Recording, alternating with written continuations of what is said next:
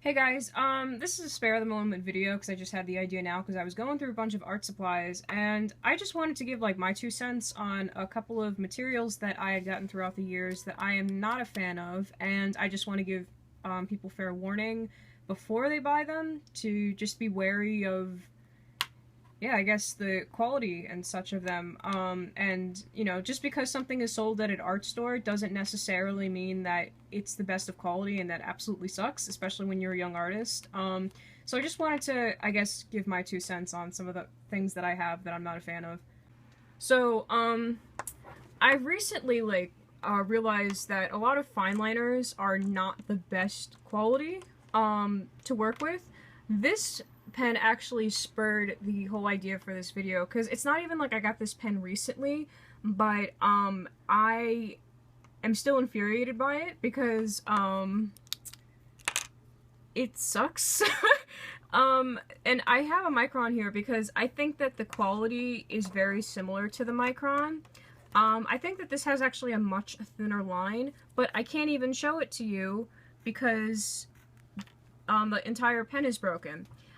This pen literally broke within a matter of me just using it. And it's not like I don't know how to hold a pen or whatever, but I know it's like really fine, and I don't know if you can see that because yeah, but the nib is really fine, but it's still there, it's still prominent, but it's nothing. Like, the nib is gone, the whole pen is gone, and it sucks because I spent a good, like, $3 or so on it, and, I mean, if you're gonna be paying for a pen of that type of stature or quality, then, you know, you should be getting your money's worth. I'm not even sure if this nib... Alright, okay, well, this nib works. This Micron nib. But they go out, too. Microns go out, too. Very similar to, like, how this one went out, where if you move the nib a certain way, like, all of a sudden you don't have ink flowing through your pen, and it's like, what the hell? I didn't do anything totally different. It's just... I don't know, the pen has, like, it gets, like, bipolar, like, oh, I don't like the way that went, I'm just gonna stop flowing ink. Or that you, I don't know, like, I guess the compressor or the compartment that punches through and, like, that has the ink seep through, is just very sensitive to pressure, and if you press it hard or a certain way, the pen totally breaks, and that sucks. I don't know. Again, if you're paying like $3 for a pen, you shouldn't be, you know, getting that type of quality, because there are things like rapidographs that are like super, super thin. And, I mean, yeah, you have to be extra careful with it, but it's still, like, I mean, it's a matter of quality as well. I mean, rapidographs are pretty expensive. They're like $40 or so, but you're getting your money's worth out of it. I mean, I know this isn't $40, like, it's supposedly a cheap art pen compared to rapidographs, but it still sucks. It still sucks. So another type of marker or pen that I have learned to dislike throughout the years are felt tip markers. This is one example. This is the Faber-Castell one. I've had this one. This is probably like my oldest pen out of everything, even the Microns. Maybe not the Microns. But, do you see how at the tip it's like all fuzzy and stuff? And that's what tends to happen with these, I don't know, felt tip. I think it's because this is straight up India ink, and this I don't think is alcohol based because you can't smell it, but I could be totally wrong. But I'll show the difference because I guess, like, alright, so let me show you this. I mean, this doesn't really, but still, like, you can't really do, like, the, intricate detailing that much because you've got, like, the residue-y crap at the side, and it just, I don't know, it's gross. I don't care for it at all. And this is again, the Tombow marker. And, I actually knew buying these that these weren't gonna last. Like, I knew the quality was kind of shit. But the only reason why I got them was because they were the cheaper marker form. Because, we were gonna go to the Met, me and my friend. And, I only bought 3 of these markers just to have colors. And I dug the colors, I just did not like the quality of the marker and how it progressively got worse as I kept using them. And do you see the tip? I mean, okay, it's blackened and whatever, because I went over it with ink, even though I don't care for that. But, I mean, I wish you guys can feel the tip, but, like, you see how flimsy that is? and how dry feeling that is and whatever. Now I want you to look at this Copic marker, because this Copic marker has a felt tip, or I forget what they call it. And I've had this Copic marker longer than I've had this. And do you see the difference? Do you see, I don't know how to describe it. Like, the tip looks like it's gonna fly off. This, like, there's sturdiness to it. There's a spine or whatever to it. There's strength to it still. This is just, it's gone. I mean, I know that, like, Copics are a bit more expensive. They're, like, maybe $4 up. But, you know, I'd rather spend $4 on a marker that's gonna last me years than one that's gonna, like, you know, screw up within a matter of, I don't know, a day or two. It's just, ugh, it's gross. I can't wait to throw out this pen when I'm done with it, and that pink and blue one whenever I find them. Next thing I'm going to talk about is Kneaded Erasers by Prismacolor. If you guys knew me in college, and if you saw me raving about these, I was lying. One of my professors was a big fan of these, and I looked up to her a lot, and yeah, but like I personally thought like these kind of suck. I mean, we got like a bunch of these during high school too, and I thought that they actually made your work dirtier rather than cleaning it up, because it's supposed to be an eraser, and even it says excellent for removing or highlighting pencil, chalk, charcoal, or pastel.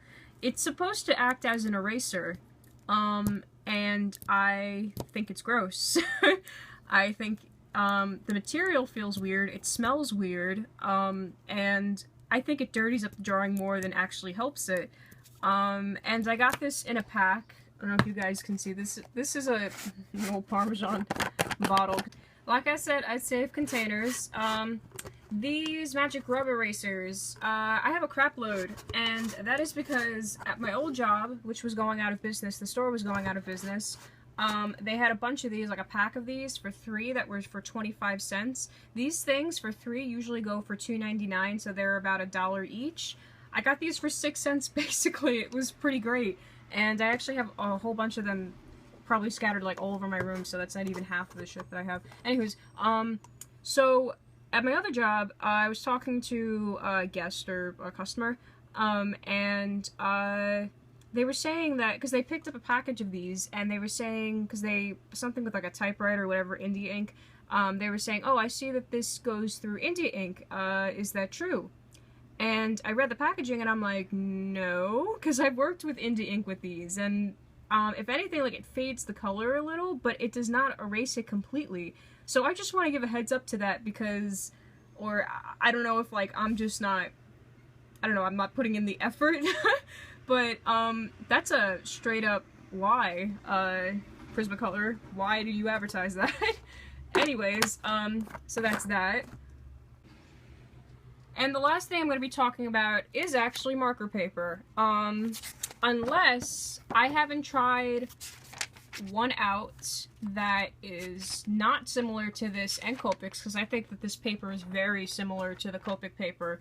I am not impressed at all with marker paper. I think that it is basically the equivalent to Verlum, maybe a little bit thicker. But at least from, like, how I usually like working with markers, I like the colors to be vibrant, and I like them to just stay put on the paper, because that's what they're supposed to do. That's why they put, like, alcohol and shit in it or whatever. It's supposed to be vibrant and saturated. The color and the alcohol seems to vanish in this type of paper. I don't really give a shit, so I'm just gonna go over. This paper I actually got from Staples at my old job. So it's not like the top brand of paper, but I think it's very similar to Copics, because I tried Copic paper in high school, and a couple of my classmates had them, and I thought that, because when I saw them drawing it, I was like, why is the color vanishing? Are they just applying not enough pressure? And no, it's just because the paper sucks. Yeah, it's pretty bad. Like, I don't know, I mean, it dries easily and whatever, but when, like, I put, like, a skin tone on top of it, hang on. I also don't like how see-through it is. Again, I like things that are prominent. Sorry for the vomit can, give me 1 second. Like, look at that. The color doesn't, it's like, it's gross. You see how splotchy that is? Like, look at all the dots and stuff. It's not smooth at all. It's gross. I don't know. And then we hold it up to the light even, too. Like, it's just, it's not impressive. It looks splotchy and I don't know. I don't care for it. I'm not sure. And even like when you scan it too, it just comes out splotchy like that. And I don't understand like what the big deal is about them, especially with Copic paper, because that shit is expensive. I mean, as everything else with Copic is, but my God, what a crime. Especially when like the quality is shit like this. This is Verlum paper, and it's like, what's the best way to describe it? I had no, like, it's like tracing paper, but better. A lot of people tend to use it as like an overlay when they're trying to figure out compositions and stuff. I know, like, my one of my friends used to do it too. I haven't really used this this pad of paper though, but it reminds me very much of Verlum. And it's gross. I don't know. I don't care for it at all. I'm not saying that you shouldn't buy these, although I am. I mean, but if you want to try them out, you do you, boo. I'm just giving you fair warning. And yeah, that's basically what this video was going to be about. So thank you guys for watching, and I'll catch you next time. Bye!